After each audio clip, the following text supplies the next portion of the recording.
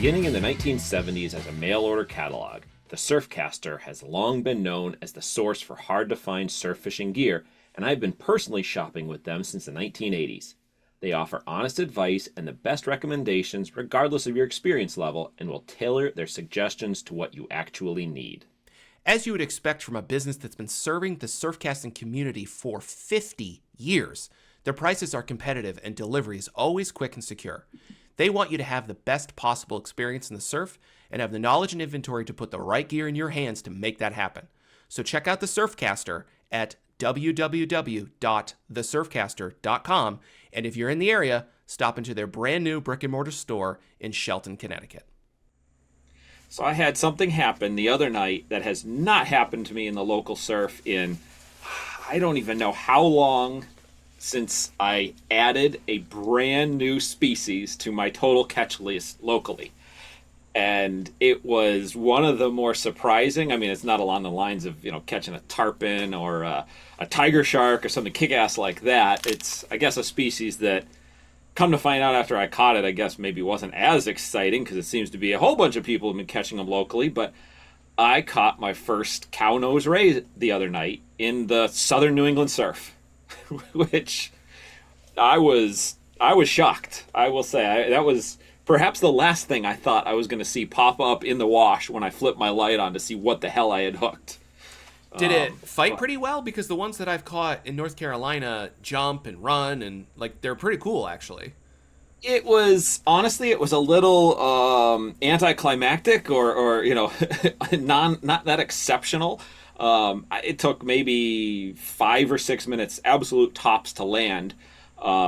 Brief version of it, it was nighttime, and I was getting weird hits. Like, I had some smaller fish this night, some smaller stripers, and they were hitting kind of weird anyway. Like, I was missing a lot of fish. Like, when schoolies are around, there's no tail hook, all that kind of stuff like we do. I tend to just miss a lot of schoolies, and I'm okay with that. But I was catching just enough fish the other night, and I was getting some into like the 35, 36-inch class where I was really trying to get whatever was hitting to find hook. So I went through needlefish, darter, handful of different plugs, and it was still happening. So I was like, well, I'm going to throw on one of the Z-Man 6-inch shads, the shad bodies with a half-ounce head. I'm like, well, even if it's a small fish, I'm going to know because they should be able to get this thing in their mouth. Or if it's a big fish, I've caught big fish on this. First cast, I felt these like obstructions, which turned out to probably be the school of rays, and then all of a sudden my line just started taking off, and I snagged it in the wing, and it which again, why maybe it was kind of not the best battle. It wasn't face, it was like really 3/4 of the way out on its wing, but it took a couple of good runs. Was on the surface, like just doing weird stuff, but almost instantly I knew, this was not a good striped bass or a normal fish. I even was thinking maybe I just snagged a schoolie. But yeah, ended up fighting it, went back and forth. I was on my own. I got my ass completely out of the water just in case it was something I didn't want to deal with. That's great. Yeah, that's always on my mind, especially at this spot because I've caught some brown sharks here before. So I got out of the water. I bring it up. There was no one around. I actually even threw my white light on to see what the heck it is, and I see the big wing, flapping around in the wash, and I was psyched for a second. I'm like, cool, I finally got one. I'm going to get a cool picture. And then I start thinking, I'm like, can these things hurt? Like, I didn't, I'm having like Steve Irwin, thoughts going through my mind that, the next person that might walk this beach is going to find me on the beach in my wetsuit with a spear through my heart, and I'm, bled out or something stupid. So I copped out, and I just took a picture of it in the wash, and I like unhooked it and pushed him back in, and he swam away. And yeah, so added a brand new species to my local surf casting catch list of all time, which, it was cool. But like I said, there was a bunch of them in Western Long Island Sound in August. There was even some caught in Rhode Island in trawl seine surveys that I had found. So like, it's my interpretation, at least kind of weird past Long Island, but they're here this year for some reason. Have you seen them locally? I haven't seen them locally, but I saw some photos from the Fish Guy photos on Instagram. I forget his name. I'm sorry. I forget his name. Mm-hmm. Cool page, by the way. Worth a follow. And he had some drone footage of just these massive schools, and I was pretty sure it's the eastern end of Long Island, if I remember correctly, Yeah. or it might even been Long Island Sound, like north. I can't remember. Oh, like North Fork area. Yeah, like North Fork area. So, but like massive amounts of them. So it doesn't surprise me that with that much competition, they spread out and found their way, to Rhode Island. So yeah, it's cool. Like it's cool to see them, to have the one, and like I've pet them before at an aquarium. They're in the touch tanks. Like when I told Aiden, my son, the next morning, and I showed him pictures. He's like, "That is so cool. Did you pet it?" Like I'm like, dude, I was a little nervous because his little whippy tail was flipping around, and I didn't know. And in the touch tanks, they like trim them because again, I looked into it a whole bunch in case I ever get another one, and I guess that. When they put them in the touch tanks, they actually clip the spike off, and it's like a fingernail. It grows back, so it doesn't hurt them or anything, So that's why there's really no danger if you go to an aquarium and pet them. But, if you bump into them in the surf, they're probably not going to hurt you. But if they do spike you, everything I read was like, you need immediate medical attention, so don't screw with them. Interesting. That's good to know because just to reiterate, before we move on to the rest of the episode, they're actually really fun to catch. Like I've caught quite a few of them, and they jump, which is wild. And a big one, because I've caught some like the big size ones, they fight hard. They run hard, and unlike a rough tail that also runs hard but then hunkers, the ones that I caught, they never hunker. They just constantly swim. I think that's part of their biology. They don't suction to the bottom as people often say. They're constantly in motion like a fish. So it's cool. And I actually, in looking into them more, like people legit target them, like you're saying. It was Bob Popovic was. I'd read all these stories. He would actually go and target them on the fly and hook them, like legitimate, honest hook in the mouth. Like that would be wild to get them on, like a 7-8 weight, something like that in the surf, and like you're saying, just have the thing go wild on you. So that'd be sick. No, that'd be really cool. Because I fought them on a Lamy Glass and a Van Stahl, and it's pretty awesome. So yeah, that would be cool. I had my Salt X2 reel and rod combo that night, which is handled some pretty good fish, and it definitely it put some bend, and it I knew it was more than a schoolie. I just didn't know what the hell it was until a light hit. So radical. That's really cool. Yeah. That's really cool. I was psyched. So today's episode, our main topic is actually thank you to a follower on social media, which I did not grab their handle, and I probably should have done that, so that's my bad. But I'm sorry, but you know who you are if you're listening to this, which clearly you are. We solicited for people to give us ideas for episodes that had to do with lures, with plugs. We haven't really done that very much before. It's been more like ask a question. And man, you guys gave us some really good suggestions, and we're gonna answer actually quite a few of them, I think, in episodes over the next year or years, because there's a lot there.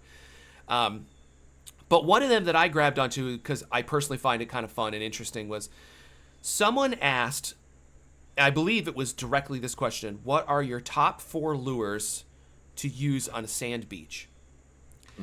And we thought that was a really interesting experiment, as 4 is an interesting number because it's not 1, right?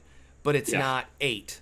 And 8 is a much variety, but still limited. Yeah, 8 plugs is 8, or even 6 plugs is a much bigger variety. And I'll say this: if you told me 6, I might not even choose some of the things that are on my 4. So it's not even like I would add to my 4. My 4 would probably change, because I would start mixing in other things. So 4 is a very interesting number, I found. And honestly, though, I feel like, Toby, I don't know how you feel. If I had to do 3, it would have been even harder, I think. So 4's good. 4, yeah. Because I'll explain, as I think you will. Like I'll explain the why I chose on each one as briefly as possible. But yeah, 4 is it's. I wonder if the guy or girl that posed the question had any thought in that number of being 4 versus 2 or 3 or 6, because it definitely adds levels to the answer without question. And like you said, if you had to do 6, I would probably, I'm looking at my list, I would probably have 3 of these would probably still make the cut, but 1 wouldn't. But because I only had 4, I put this in. So, and I'm not going to Exactly. say which of these four that would have been. Maybe down the road, if we ever do a six, you'll see it. But yeah, it was an interesting experiment. It's something you and I kind of thought about for the last couple days ish since we touched base It's on been a planning to week, I record think. this Yeah, it's one. been like a week. Yeah, yeah, because it's not something something like this. My cold question, if you ask me like on the fly out somewhere, is probably going to be a little different answer versus if I think about it, because I was able to think this through. And just like if I'm packing a plug bag, I don't just grab some stuff and bounce. Like I think about where I'm going, I put some thought into it, the conditions, the ramifications of this plug versus that. So in this scenario, I had three written down pretty quickly, and it took some time to come up with the fourth. And then when the fourth made it in, it all made sense, and I was quite confident that this would be my four. Yeah, and But I think to your point too, you said something interesting.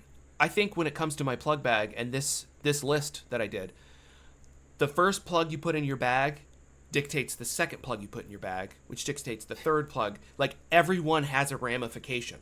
Like yeah, it's not just like I'm going to put in this many darters and this many swimmers and this many. It's like, no, I'm going to put in this darter, which means what other darter am I going to bring? Okay, well, now I've got two darters. Do I want a third one? No, I'm going to go to a different. What's the next class? Because you only got limited space. So I kind of did that with this. And I'll tell you, Toby, one lure on my list went on immediately, without thought, without question. And then from there, it was a struggle bus. From there on, I struggled. And one of them in particular, I went back and forth and back and forth and back and forth about how I was going to do it. But yeah, I like my list. Now, let's give some rules, though, or some clarification on some things. yeah, The first is that we're picking specific lures, like brand and like right down to the nitty gritty. So we can't just say like plastic lip swimmer. Like you're like we're like picking something. You can say metal lip, and then there's like hundreds. Like we're picking something. That's the first thing. The second thing is we're not making any differentiation about conditions or night or day. So you'll get to see how we think about that. The other thing is, and U of I are making an executive decision on this, color is not playing a role. So these are magic lures that when you reach into your bag, they're magically the color that you want. So we're not adding the complexity onto there.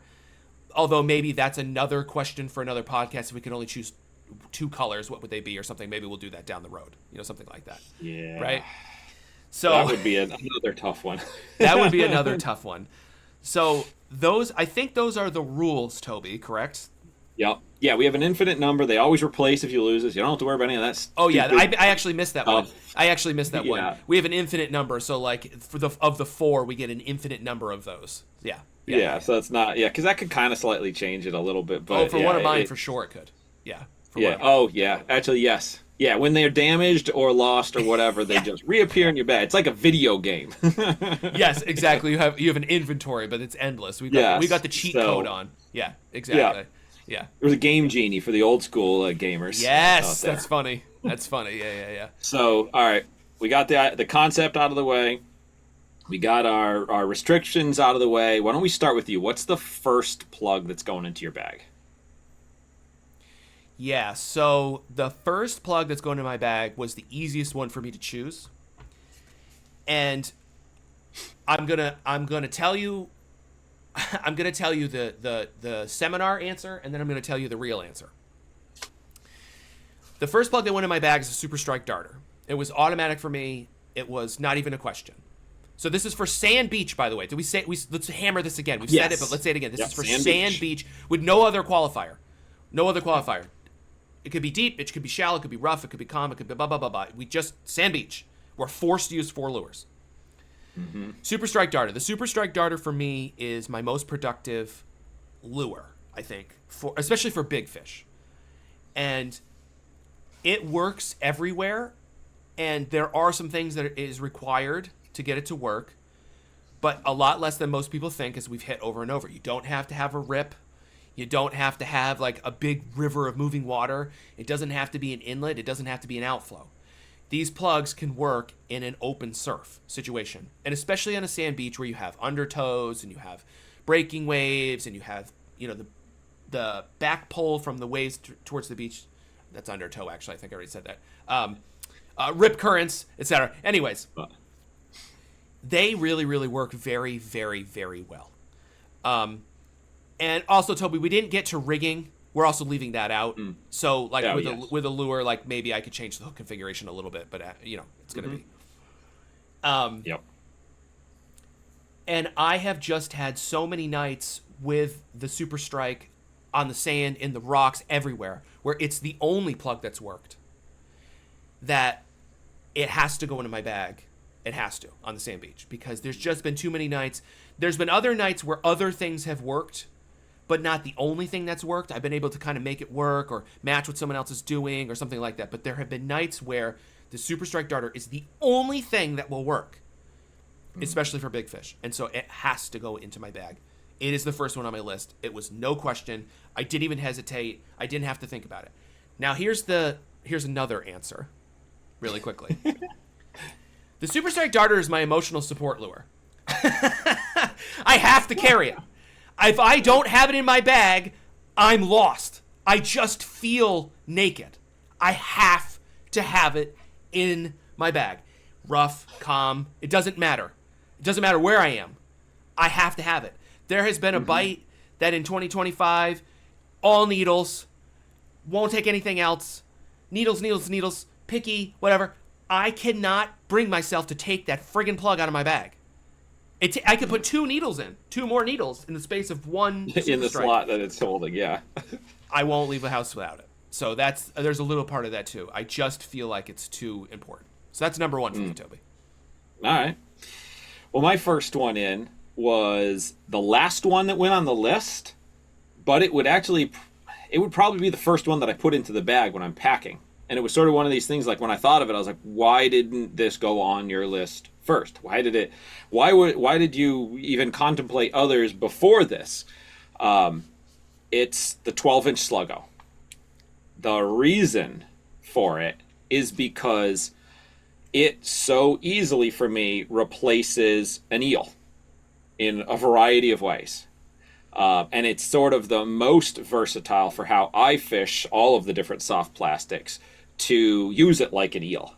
Meaning I can most easily use it like a dead eel, like a live eel, like a rigged eel replacement. So that 12-inch Sluggo, where I used to, because we're doing artificials, and I used to love fishing eels off the sand beaches, and the biggest fish that I've ever landed in the surf was on a live eel on a sand beach. So, that is sort of like subconsciously back. You got to find a way to still be able to throw this and use it. And okay, we're only talking artificials. And as I thought it through, I'm like, that's always in your bag when you go. Even if there's, sand eels or whatever other stuff around, I'm still wanting to present some sort of an eel replica, because they don't get as keyed in, I think, for the most part on gotta feed on this, match the hatch kind of crap. Eels just sort of work. So for me, that 12-inch Sluggo does that in my bag. On an artificial, it takes the place of the eel. Now, it's not a perfect one-to-one, but on a sand beach, I can pretty much replicate my presentation and I can definitely replace the confidence of throwing that natural eel with the 12-inch. So again, with all that, it was kind of funny, like when it's literally on the bottom of my list, and I'm like, why didn't that get on here sooner? Why did it, why did you put these others, like why did the other three, which I'll eventually get to, why did those hit the list 1, 2, 3, and then it took you a while to figure out 4, but for whatever it was, that's the first one that's going in my bag when I'm heading to the sand. Interesting. So also, when I took this, when I was answering this question, I actually did, because I have soft plastic on here too, which I'll do next. It's the third on my list, but I'll do it next. I actually forced myself to pick a specific rigging.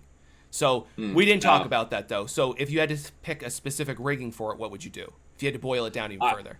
Yeah, it would be the BKK Titan Rider, the 10-0 swim bait hook, that with no extra weight added. If it was just like we kind of said, we weren't really going to worry about rigging, but that's what it would be. Okay.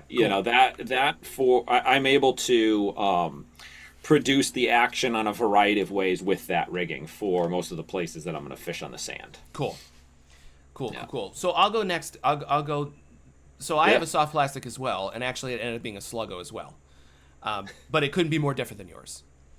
So I'm going with a 7-inch Sluggo on a 1/2 ounce head. And so let's start with the most granular, or the least granular, sorry. I thought about size: 12-inch, 9-inch, 7-inch, 6-inch.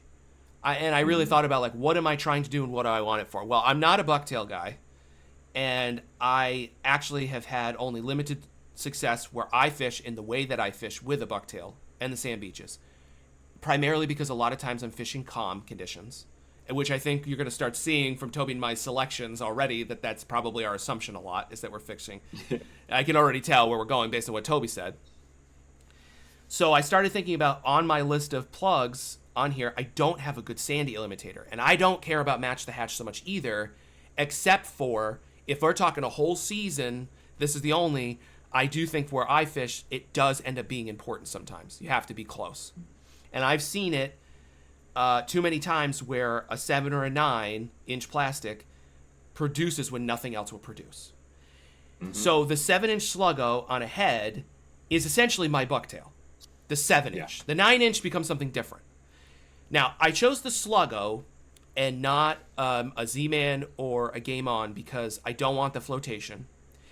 And I didn't choose the Hoagie because while the Hoagies are tougher and stand up, and actually in a onshore wind where you're trying to cut, they cast better because they're a little stiffer and they're thinner.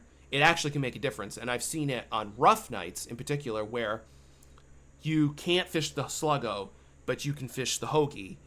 And also on those nights when it's rough like that, the conditions can be really good. It could be a lot of fish and they'll hold up a lot better.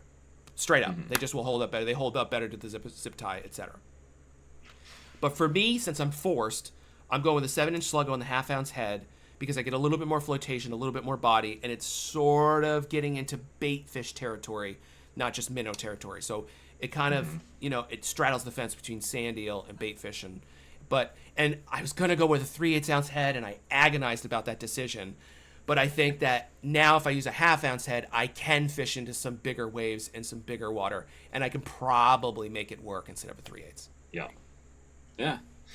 Well, that's actually a good segue to my next choice, referencing the bigger water, bigger waves, stronger current, because the next one goes with me all the time on the sand, but it doesn't always come out and get fished. But it's one that goes in pretty quickly, and it's the 6 3/8 inch Super Strike needlefish, which isn't the biggest size.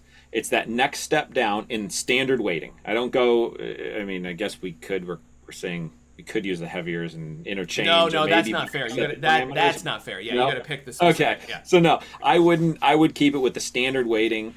And again, what I've found with that 6 3/8 versus the 7 or whatever the full, like the largest one is, this one sinks faster. It stays down more. I'm able to stay in contact. Even though it's lighter and smaller, I can stay in contact with it better. I can punch it a little bit better into a wind. It just holds it bites the water better than the large one. Now the large one has its place. It's not on my list as my gotta have 4 because again, I'm trying to come up with 4 that are going to cover a variety. So that always goes with me. And if I run into that night where there's a hard sweep, there's a wind in your face, or maybe just the surf is up, that's going to come out. And I've had a lot of nights where that needlefish just produces. It's and I'm not necessarily trying to replicate a 6 3/8 inch long sand eel. Right. I'm just trying to put something in the water where the fish are holding that I can remain in contact with, that it's not just going to tumble, not just get tossed around. Going back to the Sluggo, that thing's going to get swirled all around and thrown every which way. And I may feel a hit, but I'm not going to feel it as well. I'm not going to have that direct contact, the direct feel of what is going on that I'm going to have with this needlefish. It's really one of the few places I fish that needlefish is on the sand beaches because of this, because it becomes that tool in my bag under those circumstances to continue to produce fish, to extend an evening or what have you. So yeah, it was the 6 3/8, and like I said, I almost put the larger one in, and it could have been another, but I felt I didn't want to do that 2 sizes of the same plug. No. I wanted to go different because with the caveat of only 4 and trying to address any potential changes in weather, that was when I really thought it through, was an easy answer because again, it always goes in my bag when I'm in the sand beaches. Yeah, that's probably the most versatile plug. That's probably more versatile than anything on my list, frankly. So I was actually just throwing that plug. fairly recently for the first time in a long time, like years. I haven't touched that size. Yeah. Didn't catch anything, but I was throwing it. So, perfect segue to my next one. I knew I needed a needlefish. Not wanted, though I wanted. Needed. There has to be a needlefish on this list. And this was the hardest one, actually, to get on my list. I could not decide. I didn't want a super strike because I got I have my soft plastic on the head, on the half ounce head. Doesn't cast as far, but I was like, it's got the profile, and I'm gonna do with it what I'm doing with that. So I was like, I probably want something a little bigger. And where I fish, there's some bigger baits. So I thought about it, and I was like, what am I gonna? So I chose flat glide. I chose Surf Silent Flat Glide, his normal size flat glide. It casts great. It's a good size. It's versatile. It doesn't sink very fast, but And you know what I was thinking, Toby? And I'll move off this one quickly because we've been going on for a long time, but I could use it like a pencil popper. Boom! I was like, right. I could get that sucker on the surface and just thrash it, and I would have a second plug, kind of. You know what I mean? Yeah. So you now have 4.5. yeah, exactly. So I was like, okay, if it's going from dark into dawn and the fishing is that good, I probably could just start thrashing it and start picking up fish, or or just burning it on the surface or something. But then, honestly, and you're getting this, guys, from listening to our list. We're thinking night so far. Yeah. And at night, that surface silent just works so well, and it just covers a lot of bases for me. So it's a little close to Super Strike Darter, frankly. Getting a little close, but it's but it can cast further, etc. So that's my next one. So my third on the list is also another needlefish. I have half of my list is needlefish. Shit. But it's very different. Okay. It's the largest size of the 24/7 needlefish, which the 9. I think is the 9-inch, which I think is pretty different if you fished both in a lot of ways. Obviously, it's a much bigger silhouette. It's 2.5 inches longer. It's still pretty skinny. It's a big profile, but it can be fished slowly. It can be fished shallow. You can still get it to go down deep, and that's where it started to come in when I wanted to have a bigger needlefish that was readily accessible. Like you can go to, you can get it. I would have put one of Jay's needles probably in, but good luck getting any out of him or then from me if I don't get them first. So I figured the 24/7, because that is always in my bag on the sand, and it casts really well. It holds up pretty good in the bigger surf, just because it's a bigger silhouette, a bigger piece of wood, but you can really slow that thing down. It works nicely across, working across the sweep, coming off of a sandbar. So like where I would throw the Super Strike maybe in the deeper, well, if I'm in a shallower area working off of a bar, that's going to come out. And again, it fills a different slot where the other needlefish was small. Maybe this replicates a big sand eel or just a big bait, and I have had just enough instances on the sand beaches where it produced when I was throwing a whole bunch of other stuff and nothing, then I put that on and I hit. So it has that sort of like personal appeal that I can't explain why it did that on those nights. So yeah, the 9-inch 24/7's in the bag, and I have some certain colors in mind that I'd want it to cycle through, but we won't go into the colors yet. Yeah, that one was really near the top of my list when I was choosing needlefish as well. That one, the new Hoagie one, and even the heavy Super Strike. And they're all completely different, but they all were in contention because they all could play such pivotal roles in a bag. But again, only can choose 4 and trying to cover the basis of the scenarios that I think I'm going to run into most where the fishing is going to be best. That's ultimately why I chose the flat glide. But mentioning getting it, honestly, the 24/7 you can get. So flat glide's a lot harder to get. So yes. So the last one on my list was the hardest one to put on the list, and I looked at this and I went, okay, I got a Super Strike Darter that moves a certain way. It has a certain physical profile. It has a certain vibrational profile. It casts a certain way. It holds a certain amount of water. The flat glide, same thing. It does this, it does this, it does this, it does this. The soft plastic on the half-ounce head, it does this, What am I missing? I could use a bigger profile. Okay, that's first thing. 2 of the 3 cast pretty well, but nothing is a bomb. And I'm like, what? And I was like, what else am I missing? What kind of action am I missing? So I thought about a bottle plug, because that would also help hold with the water rougher.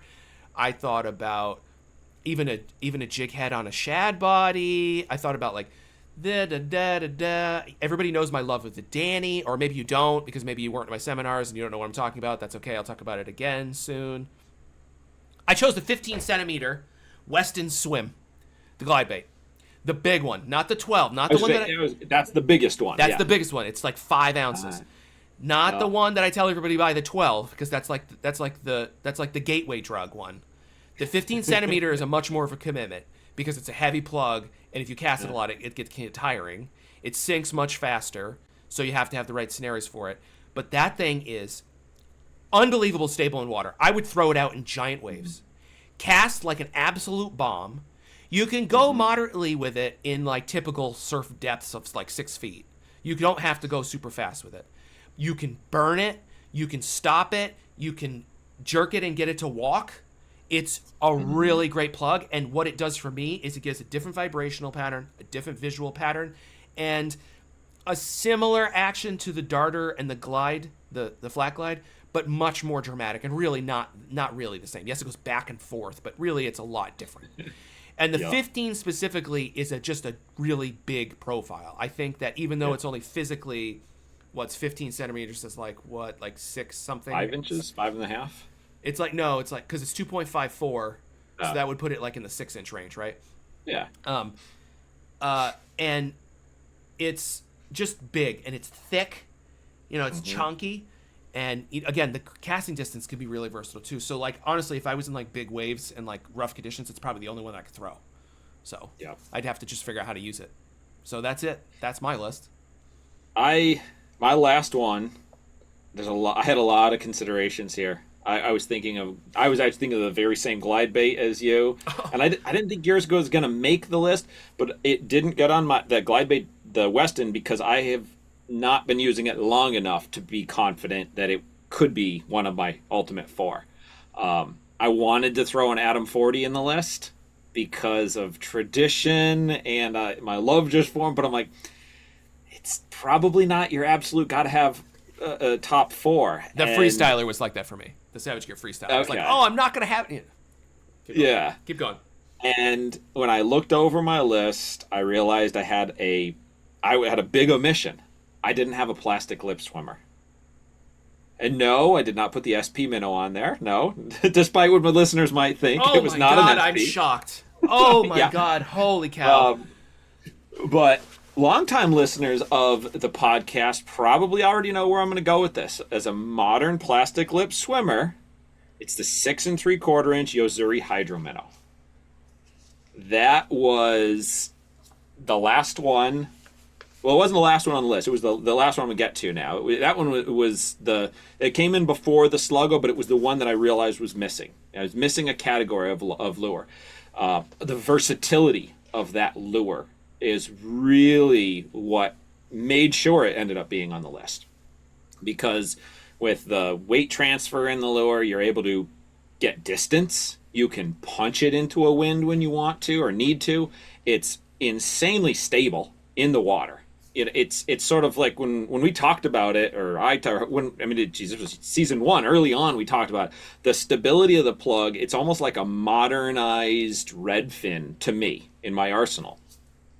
And I've done really, really well with it on the sand beaches. It's a shallower running plastic lip, which is a consideration that I had to sort of take.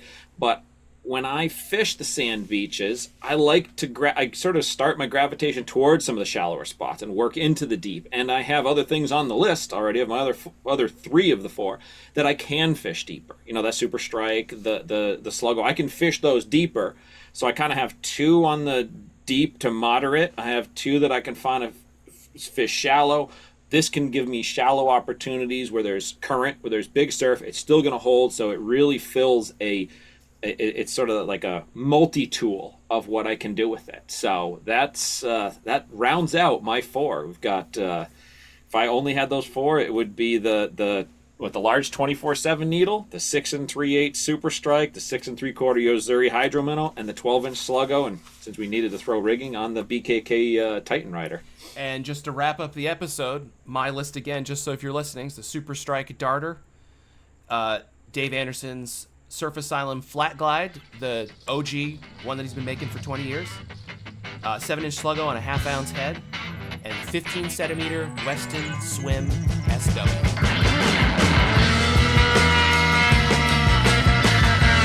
This has been a weekly edition of the Surfcast Podcast. You can find out more about the podcast at surfcastpodcast.com, or definitely check us out on social media, Facebook, Instagram, at the Surfcast Podcast.